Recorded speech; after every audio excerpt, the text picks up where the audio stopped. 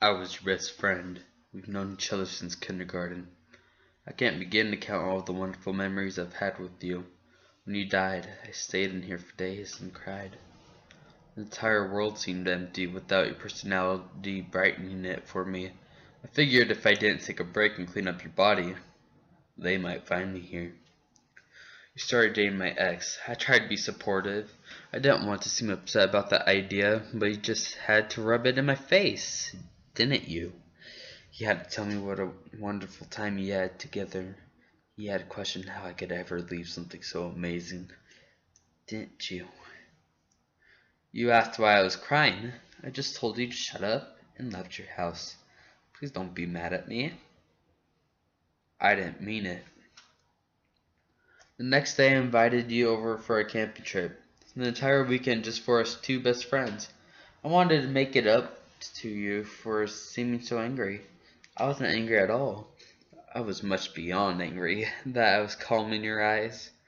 We've been camping before, so we had a special spot we'd always go to. Called your girlfriend to ask if it was okay. She was fine with it. It could only be the weekend, right? I'm afraid you two lovebirds would be away much longer. I took a wrong turn, and we ended up in the middle of the woods. Nobody else was around, and it was getting dark. I'm sorry this isn't our usual spot. I suggested we sleep under the stars together. It was going a perfectly clear night, and I brought the telescope. You have brought fishing rods, but I guess we weren't fishing in the middle of the woods, weren't we?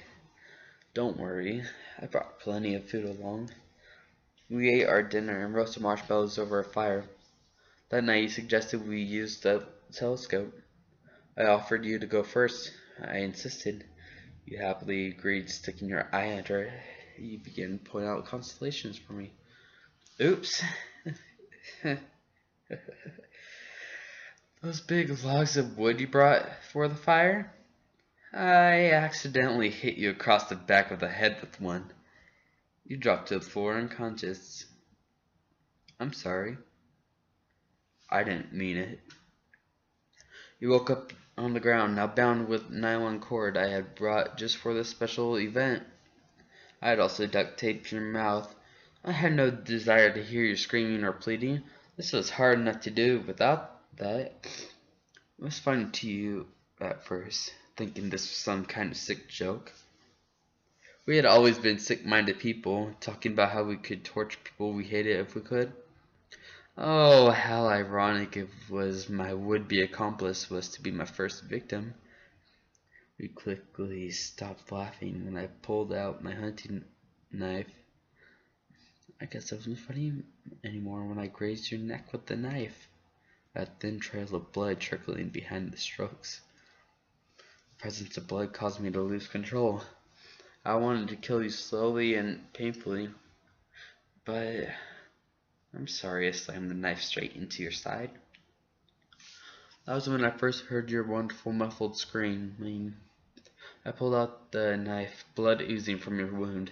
Thankfully, it hadn't hit anything important. That would have prematurely ended our fun. Maybe the first stab would have given you a sense of the emotional pain you had put me through. I'd already given an eye for an eye, but I couldn't just turn you loose. Even you would rat on me and get me thrown in jail. We couldn't have that now, could we? I cut away the skin on your arms and hands, revealing the fresh muscles and ligaments. I took the container of salt we had brought and poured all of it into your exposed flesh. You screamed and winced in pain. The container must have slipped. Because I didn't mean it at all. I began to rub the salt in. This time your scream was so loud it was questionable to be even muffled. Oh, how that was fun. Must have strained something. You suddenly turned to quiet whimpering, began to cry. Aw, don't be sad. I planned this camping trip just for you. I promised you it would be over soon. Are you hungry? Maybe you should have another marshmallow. You look comfortable there on the ground, so I think I'll be nice and cook up one for you. I took the marshmallow and jabbed it with the metal skewer. I then held it over the fire until it was set alight. I took the duct tape off of your mouth. To my surprise, you weren't screaming at all. While screaming before, I really must have torn something. Here, this marshmallow will make you feel better. I offered the marshmallow to you, but you simply turned your head around. How rude of you to decline my wonderful gesture! I held your head still, but you continued to not open your mouth. Good thing you brought a hammer. A metal one. We didn't use the tents after all, but you never brought something that only had one use. I slammed the hammer to your teeth, breaking my way into them. That's too bad. Your girlfriend told me she loved your smile. I stepped back for a minute, roasting a new marshmallow while watching you sputter your teeth in blood. In all this struggling, the first one seems to ran out. That's okay. I brought plenty. Now you accepted the marshmallow, this time squirming around in your binds as it burned the inside of your mouth. Don't you like it? I stuck the skewer into your throat, jamming the burning marshmallow down it. More blood spewed out of your mouth as I stabbed the skewer in and out of your throat, ripping it up in the process. I stuck it so far down that you gagged on it and vomited.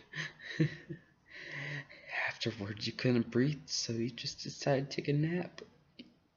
Your eyelids fluttered and shut. I listened for your breath, but no longer heard it.